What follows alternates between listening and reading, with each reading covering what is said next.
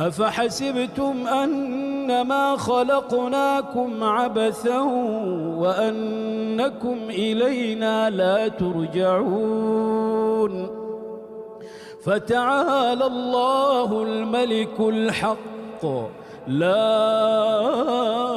إله إلا هو رب العرش الكريم۔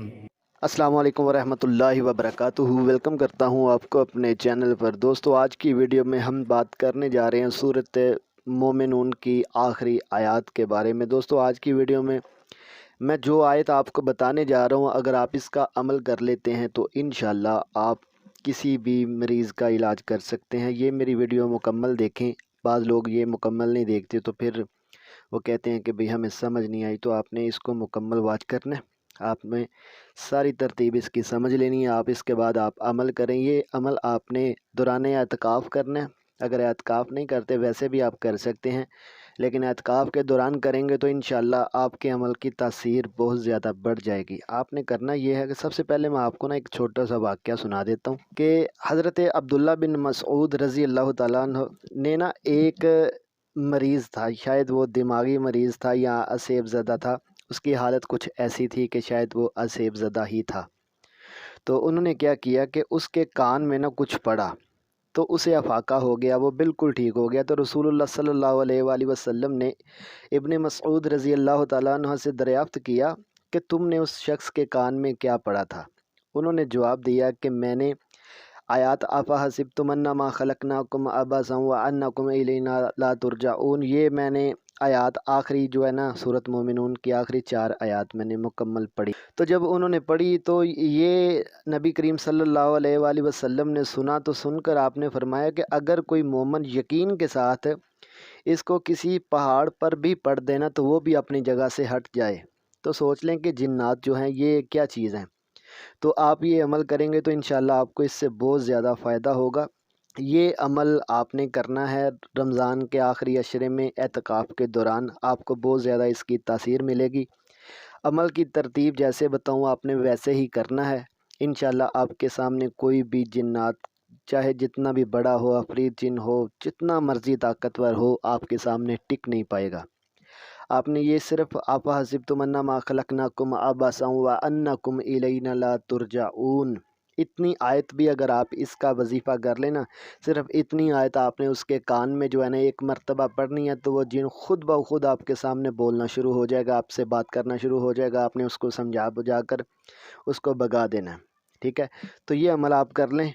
اچھا، اس کے بعد میں آپ کو یہ بھی بتا دوں کہ امام ابن تیمیہ رحمہ اللہ وہ بھی مریضوں کا علاج کرتے تھے۔ ان کے پاس کافی سارے مریض آتے تھے، تو وہ بھی افحسبتم انما خلقناکم عبثا وانکم الینا لا ترجعون یہ آیت پڑھتے تھے اور اس سے علاج کرتے تھے۔ اس کے علاوہ دیگر آیات بھی پڑھتے تھے۔ تو آپ نے کیا کیا کہ ایک مریض آیا، آپ نے اس کے کان میں یہ آیت پڑھی۔ جب آپ نے پڑھی تو وہ اس میں جو جن تھا وہ بولا، اس نے کہا جی نہیں، مطلب کہ اس نے انکار کر دیا، کیونکہ اس کا جو ترجمہ بنتا ہے اس کا ترجمہ یہ بنتا ہے کہ کیا تم یہ گمان کیے ہوئے ہو کہ ہم نے تمہیں یوں ہی بیکار پیدا کیا ہے اور یہ کہ تم ہماری طرف لوٹائے ہی نہ جاؤ گے؟ تو اس نے اس کا نفی میں انکار کر دیا کہ بھئی نہیں۔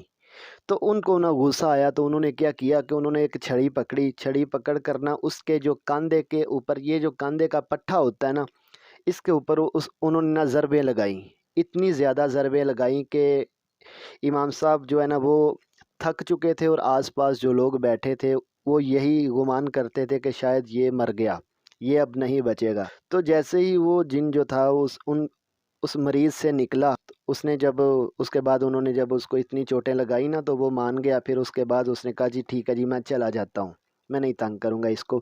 تو پھر وہ مریض جب اٹھا تو اٹھنے کے بعد وہ بالکل ٹھیک تھا، اس کو کوئی بھی کسی قسم کی تکلیف نہیں تھی۔ تو اس نے پھر پوچھا کہ مجھے کیا ہوا ہے، امام صاحب کو کس لیے بلایا گیا ہے؟ تو بتایا گیا کہ تمہیں یہ مسئلہ ہے۔ تو یہ معاملات ہوتے ہیں کہ یہ جنات جب کسی مریض میں داخل ہوتے ہیں تو اس وقت، لیکن معالج کے لیے یہ بھی ضروری ہے کہ وہ پہلے اس بات کا یقین کر لے کہ گویا کہ جن اس کے اندر موجود ہے بھی یا نہیں، کیونکہ بعض لوگوں کو صرف دماغی مسئلہ ہوتا ہے یا ویسے ہی کوئی پرابلم ہوتی ہے، ان کو دورہ وغیرہ پڑ جاتا ہے، تو لوگ بلا وجہ اس کو مار کر مریض کو ہی جان سے مار دیتے ہیں۔ آپ نے سب سے پہلے تحقیق کرنی ہے، پھر آپ نے جو ہے نا یہ عمل کرنا ہے۔ گویا کہ آپ کو اس عمل کی ویسے ضرورت پڑتی ہی نہیں۔ اگر آپ کا عمل اچھا ہو، آپ کی نمازیں مکمل ہوں، آپ کے اذکار مکمل ہوں، آپ تقوی اختیار کرتے ہوں، تو آپ کو اس چیز کی ضرورت نہیں پڑتی۔ آپ ویسے ہی دم کر دیتے ہیں تو وہ خود بخود ہی چلا جاتا ہے۔ اس بات کا یقین رکھنا چاہیے کہ اللہ پاک نے قرآن میں ایسی تاثیر رکھی ہے کہ اگر خبیث جنات کے اوپر پڑا جائے نا تو ان کو تکلیف ہوتی ہے، وہ اس سے جلتے ہیں، تکلیف محسوس کرتے ہیں اور خود بخود ہی مان جاتے ہیں اور بھاگ جاتے ہیں۔ آپ نے کرنا کیا ہے، اس عمل کی ترتیب آپ سمجھ لیں کہ آپ نے اعتکاف کے دوران آپ نے یہ جب عمل کرنا ہے، یہ سمجھ لیں کہ آپ نے فجر کی جو سنتیں ہوتی ہیں اور فرض ہوتے ہیں، اس کے درمیان آپ نے یہ عمل کرنا ہے۔ اس کے بعد آپ نے عشاء کے بعد آپ نے ایک بار پھر یہ 2 مرتبہ آپ نے عمل کرنا ہے، 2 مرتبہ آپ نے یہی آیت پڑھنی ہے، افحسبتم انما خلقناکم، یہ ایک آیت، ٹھیک ہے۔ تو آپ نے کرنا یہ ہے کہ یہ صبح جو فجر کا ٹائم ہے نا، اس کے درمیان آپ کو تقریباً 10 سے 12 منٹ جو ہے نا آسانی سے مل جاتے ہیں، اور 1 منٹ میں تقریباً 15 دفعہ آپ آسانی کے ساتھ پڑھ لیتے ہیں، ٹھیک ہے۔ تو آپ نے 121 مرتبہ اس آیت کا وظیفہ فجر کے وقت کرنا ہے، 121 مرتبہ۔ اول آخر آپ نے 3 مرتبہ درود ابراہیم پڑھنا ہے، اس کے بعد آپ نے 121 مرتبہ یہ آیت پڑھنی ہے، مکمل کرنی ہے۔ جب آپ نے رات کو عشاء کی نماز کے بعد تراویحوں سے بالکل آپ فری ہو جاتے ہیں، اس کے بعد آپ نے 313 مرتبہ یہی آیت پڑھنی ہے، ٹھیک ہے۔ 121 مرتبہ فجر کی سنتوں اور فرضوں کے درمیان، اور 313 مرتبہ عشاء کی جو ہے نوافل نماز ادا کرنے کے بعد، نماز تراویح ادا کرنے کے بعد، یہ عمل آپ کر لیں۔ کرنے کے بعد آپ سو جائیں۔ اب عمل کے شروع اور آخر میں درود ابراہیم لازماً آپ نے پڑھنا ہے، اس سے تاثیر کافی زیادہ بڑھ جاتی ہے۔ 3 مرتبہ اول آخر درود پڑھ لیں۔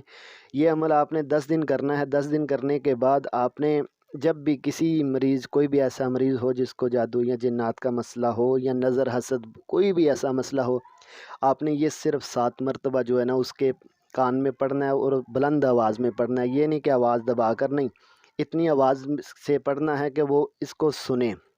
جب آپ اس کے کان میں یہ پڑھیں گے تو انشاءاللہ وہ بالکل ٹھیک ہو جائے گا، اور وہ جو چیز اس میں جو بھی اسیب زدہ معاملہ ہوگا وہ بالکل ٹھیک ہوگا، اور وہ جنات جو ہیں یا تو بھاگ جائیں گے یا آپ سے کلام کریں گے۔ آپ نے ان کو اچھے طریقے سے گائیڈ کرنا ہے، سمجھانا ہے، اور دین کی تبلیغ کرنی ہے۔ اگر غیر مسلم ہو تو اسلام کی دعوت دینی ہے، اگر مسلمان ہو تو آپ نے اچھے طریقے سے اسے سمجھانا ہے، جیسے کہ عام انسان کو سمجھایا جاتا ہے کہ بھئی تم کیا کر رہے ہو یار، یہ مسلمانوں والا کام نہیں ہے۔ اس ترتیب سے آپ نے اس کو گائیڈ کرنا ہے، وہ آپ کی بات مانے گا بھی اور سمجھ بھی جائے گا اور چلا بھی جائے گا۔